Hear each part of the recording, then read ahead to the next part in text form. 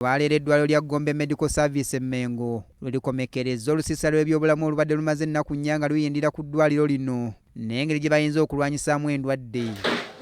Eyali minisita w'ebyobuwangwa n'ennono mu Bwakabaka era omutandisi w'eddwaliro lino Oweekitiibwa Kiwalabye Male agamba nti olusiisira luno lugendereddemu okuteeka ettaffaali ku byobulamu by'eggwanga. Tuweereza mu nsonga z'ebyobulamu era tulowooza nti tulina kye tulina okwongerako eri eggwanga lyaffe mu nsonga y'ebyobulamu kuba ensi zonna naddala ezikyakula zitawaanyizibwa ensonga z'ebyobujjanjabi.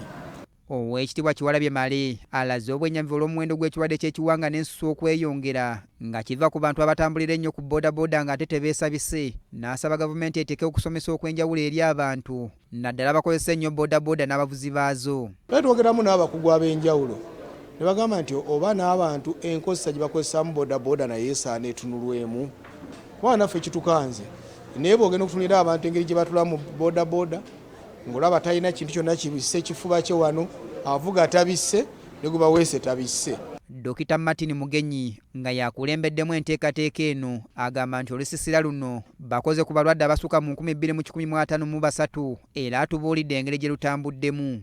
Ab'ensusu babadde 613 okutwaliza awamu mu nnaku esatu ze tukoze tubadde kumpi mu bantu 2153.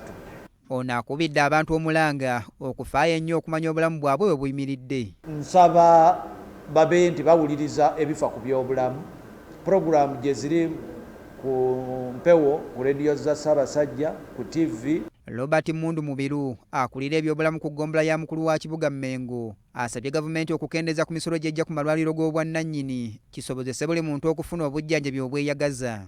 Kubiriza gavumenti erabire malwaliro gano ag'obwannannyini ate gakendereze ku musolo. Balwadde bamaze okufuna obujjanjabi nga bavudde mu bitundu by'eggwanga eby'enjawulo batubuulidde engeri gye babadde bayitamu n'obulwadde buno. Ku nsiisira ze naabaddemu sinnaba kulusanga bulala bwonna.